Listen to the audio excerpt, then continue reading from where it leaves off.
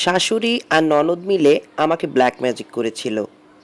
আমি আর নিবিড় 7 বছর প্রেম করার পর বিয়ে করি, কিন্তু আমার শ্বশুরবাড়ি আমাকে কখনোই মেনে নেয়নি। তবে স্বামীর সামনে সবাই এমন ভাব করত যেন আমাকে খুব ভালোবাসে। বিয়ের মাত্র 4 মাসের মধ্যে আমি হঠাৎ খুব অসুস্থ হয়ে পড়ি। এতটাই খারাপ লাগতো যে ঠিকমতো হাঁটতেও পারতাম না। অনেক ডাক্তার দেখালাম, কিন্তু কেউ কোনো রোগও ধরতে পারলো না। ডাক্তাররা বলল আমার শরীরে কোনো সমস্যা নেই, কিন্তু আমি জানতাম কিছু একটা নিশ্চয়ই হয়েছে। আমার শাশুড়ি বলল, এসব সব নাটক, কাজ না করার বাহানা।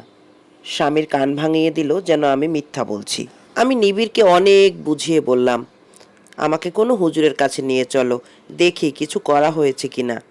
ও হাসতে লাগলো, এই যুগে এসব বিশ্বাস করো তুমি? আমি বললাম, এগুলো কোরআনেও আছে। কিন্তু ও আমলে নিল না, বরং মায়ের কাছে গিয়ে সব বলে দিল।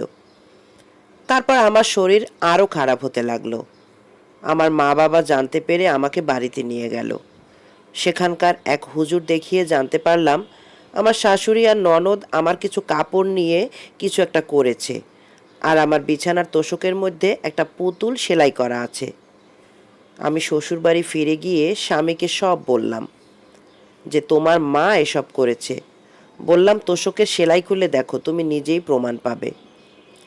আমরা যখন তোশকের সেলাই খুললাম, তখন সত্যিই সেই পুতুলটা বেরিয়ে এলো। নিবিড় তবুও আমাকে বিশ্বাস করলো না। তার মা বলল, এই পুতুল প্রিয়াঙ্কা নিজেই বানিয়ে রেখেছে আমাদের ফাঁসানোর জন্য। আর আমার স্বামী সেটা বিশ্বাস করলো।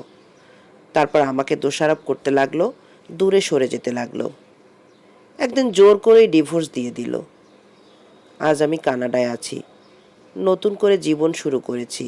আর নিবিড়, তার মা বাবা যে মেয়েকে পছন্দ করে বিয়ে দিয়েছিল, সে মেয়ে 1 বছরের মাথায় স্বামীকে নিয়ে আলাদা হয়ে গেছে।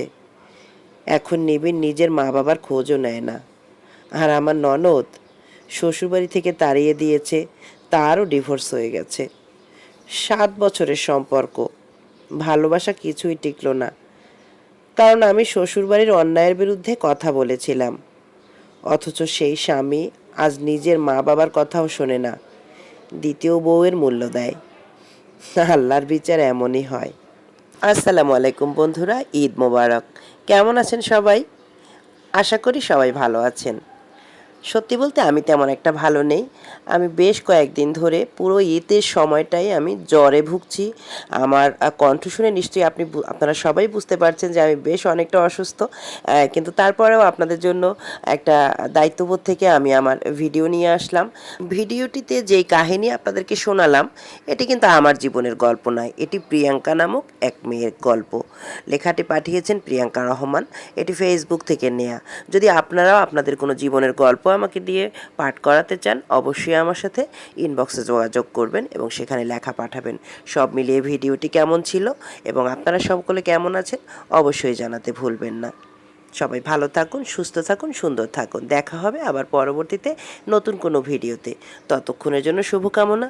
আল্লাহ হাফেজ।